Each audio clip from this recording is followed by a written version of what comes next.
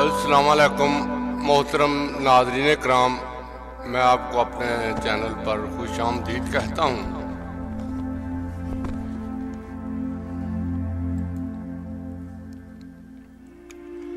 ہمارے ہاں تعصبات کی آندھیوں نے اس قدر دور اڑائی ہے کہ دھرتی کے بہادر سپوتوں کے نقش پا ہی باقی نہیں رہے۔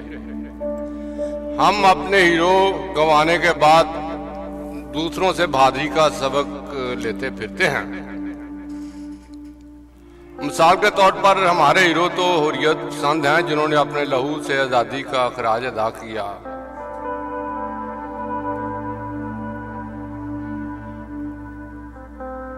جیسے دلہ بھٹی، بھگت سنگھ جیسے لوگ، ادھم سنگھ، ہمارے مزاحمت کار ہمارے ہیرو ہیں، جنہوں نے جہد مسلسل کو ہرز جانا، مگر بدقسمتی سے ہمارے ہاں ان لوگوں کو ہیرو کا درجہ دیا جاتا ہے جو یہاں مسلط انگریز سرکار کے وفادار رہے، تاج برطانیہ کی فوج میں شامل ہو کر استعماری مفادات کا تحفظ کرتے رہے۔ کچھ عرصہ قبل راجہ رنجیت سنگھ کا مجسمہ نصب ہوا تو بہت ہاہاکار مچی، جبکہ غیر ملکی حملہ آوروں کو مسیحا اور نجات دہندہ کے روپ میں پیش کیا جاتا ہے۔ ان فراموش کیے گئے ہیروز میں سب سے بڑا نام راجہ پورس کا ہے، جس نے سکندر اعظم کو ناکوں چنے چبوا دیے، مگر ہم نے یونانی مورخین سے متاثر ہو کر پورس کے ہاتھیوں کو طنز و استہزاء کا استعارہ بنا دیا۔ اس کے کارناموں سے بے بہرا ہو گئے۔ جب بھی کوئی شخص اپنی صفیں تہس نہس کرتا ہے تو ہم کہتے ہیں کہ یہ تو فلاں کے لیے پورس کا ہاتھی ثابت ہوا، حالانکہ یہ محاورہ یونانیوں نے راجہ پورس کا مذاق اڑانے کے لیے گڑا تھا۔ یونان کے شہر مقدونیہ سے تعلق رکھنے والا سکندر اعظم پنجاب پر حملہ آور ہوا تو آدھی دنیا فتح کر چکا تھا اور اپنی بے پناہ فتوحات اور جنگی تجربے کے باعث ناقابل شکست سمجھا جاتا تھا۔ سکندر نے اس وقت کی 4 بڑی تہذیبوں کو زمین بوس کیا۔ وہ ایشیا کوچک سے ہوتا ہوا مصر میں داخل ہوا، وہاں سے بابل و نینوا کی تہذیب یعنی عراق کو اپنی راجدھانی کا حصہ بنایا، پھر ایران پر یلغار کر کے تخت جمشید کی اینٹ سے اینٹ بجائی، اور پھر کاکیشیا کو فتح کرنے کے بعد وہ کو ہندو کش کا سلسلہ عبور کر کے ہندوستان میں داخل ہوا۔ مورخین بتاتے ہیں کہ سکندر خیبر پختونخوا کے ضلع دیر سے پنجاب میں داخل ہوا۔ اس دوران اسے کہیں مزاحمت کا سامنا کرنا پڑا۔ ٹیکسلا کے راجہ امبی نے سکندر یونانی کی اطاعت قبول کر لی، مگر جہلم اور گردنوا کے علاقوں پر حکومت کرنے والے راجہ پورس نے اپنی دھرتی کا خون کے آخری قطرے تک دفاع کرنے کا فیصلہ کیا۔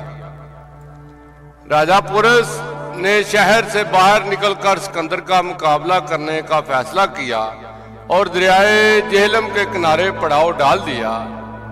سکندر کی فوجیں دریائے جہلم کی دوسری طرف خیمہ زن ہو گئیں۔ بارشوں کے باعث دریا میں طغیانی کی کفیت تھی۔ کئی ماہ گزر گئے مگر سکندر کی فوج دریا پار کرنے کی ہمت نہ کر سکی۔ اسے دریائے جہلم میں کسی ایسی جگہ کی تلاش تھی جہاں سے چپکے سے دریا پار کیا جا سکے۔ سکندر کی فوج میں ایک جرنیل اطلوس کی سکندر سے بہت مشابہت تھی۔ اس نے اطلوس کا تاج پہنا کر اپنے گھوڑے پر سوار کیا تاکہ دشمن کو یہی محسوس ہو کہ سکندر فوج کے درمیان موجود ہے، اور خود دریا پار کرنے کی ترکیب سوچنے لگا۔ آخر اسے 17 میل دور مطلوبہ مقام میسر آ گیا۔ ایک اندھیری رات جب موسلادھار بارش ہو رہی تھی، سکندر نے اپنی فوج کو دریا میں اترنے کا حکم دیا۔ اور سب سے پہلے اپنی کشتی دریا میں اتاری۔ سکندر کی فوج صاف بندی میں ہی مصروف تھی کہ راجہ پورس کا بیٹا چند سو فوجیوں کے ہمراہ ادھر آ نکلا اور لڑائی شروع ہو گئی۔ تمام مورخین اس لڑائی کو کانٹے دار مقابلہ قرار دیتے ہیں۔ بعض مورخین نے یہ بھی لکھا ہے کہ جب پورس کے ہاتھیوں نے سکندر کی فوج کو کچل کر تہس نہس کر دیا، گھوڑے مارے گئے تو فوج میں بادلی پھیل گئی اور سکندر کے فوجی روتے ہوئے کتوں کی سی آوازیں نکالنے لگے۔ فردوسی کے شاہ نامہ میں بھی سکندر کی مایوسی اور جنگ بندی کی خواہش کا ذکر کیا گیا ہے۔ جوزف بن گریان نے ہسٹری آف دی جیوز میں لکھا ہے کہ جب جنگ غیر ضروری طوالت اختیار کر گئی تو سکندر نے پورس کو پیغام بھیجا کہ انہیں جنگ روک کر ہم دونوں اپنی تلواروں سے فتح اور شکست کا فیصلہ کر لیں۔ ایک روایت ہے کہ راجہ پورس کو زخمی حالت میں گرفتار کر لیا گیا اور سکندر کے سامنے پیش کیا گیا، تو اس سے پوچھا گیا کہ اب تمہارے ساتھ کیا سلوک کیا جائے۔ پورس نے شان بے نیازی سے کہا وہی جو ایک بادشاہ دوسرے بادشاہ سے کرتا ہے۔ اس پر سکندر نے پورس کی بہادری کا اعتراف کرتے ہوئے اسے اپنا دوست بنا لیا اور نہ صرف اس کی سلطنت اسے لٹا دی بلکہ کئی دیگر علاقے بھی اسے تحفے میں کے طور پر دے دیے۔ لیکن بیشتر مورخین اس روایت کو انتہائی ضعیف اور غیر معتبر خیال کرتے ہیں۔ ان کا خیال ہے کہ کبھی کوئی فاتح شکست خوردہ سپہ سالار سے اس قدر اعلیٰ ظرفی سے پیش نہیں آ سکتا۔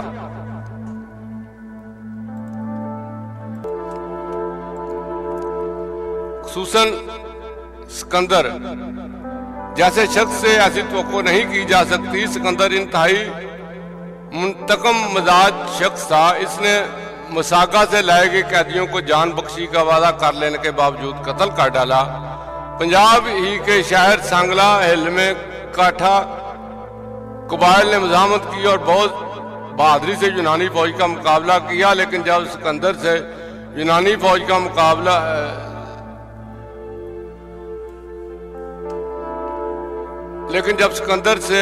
سکندر فاتح کی حیثیت سے شہر میں داخل ہوا تو اس نے سب کچھ تہس نہس کر دیا۔ کسی کو بہادری کی بنیاد پر جان بخشی یا حسن سلوک کا حقدار نہیں سمجھا۔ پھر پورس پر یہ مہربانی اور شفقت کیسے کی جا سکتی تھی؟ ایک اور روایت جو حقیقت کے قریب تر محسوس ہوتی ہے وہ یہ ہے کہ جنگ میں بے پناہ نقصان اٹھانے کے بعد سکندر نے پورس کے پاس کئی پیغام رساں بھیجے۔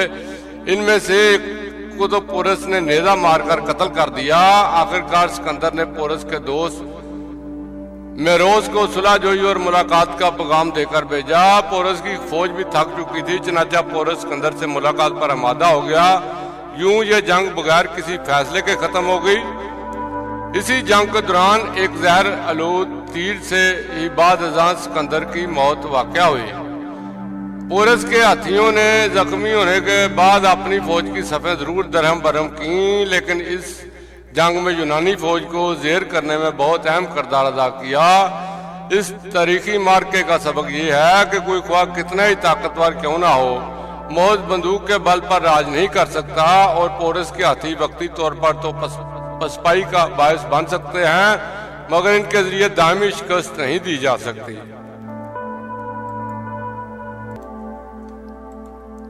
سکندر یونانی سے جنگ میں راجہ پورس کا بڑا بیٹا راجہ امر شہید ہو گیا۔ شہزادے کی موت پر جب چند درباریوں نے راجہ پورس سے افسوس کا اظہار کیا تو مہاراجہ نے کہا، وہ تاریخی جملہ کہا کہ پنجاب کی حفاظت کے لیے لڑنے والا ہر سپاہی میرا بیٹا ہے۔ مورخین لکھتے ہیں کہ یونانی فوج کی پسپائی کے بعد جنوب مغرب میں یونانیوں کے زیر قبضہ 33 شہر بھی راجہ پورس کی ریاست میں شامل ہو گئے۔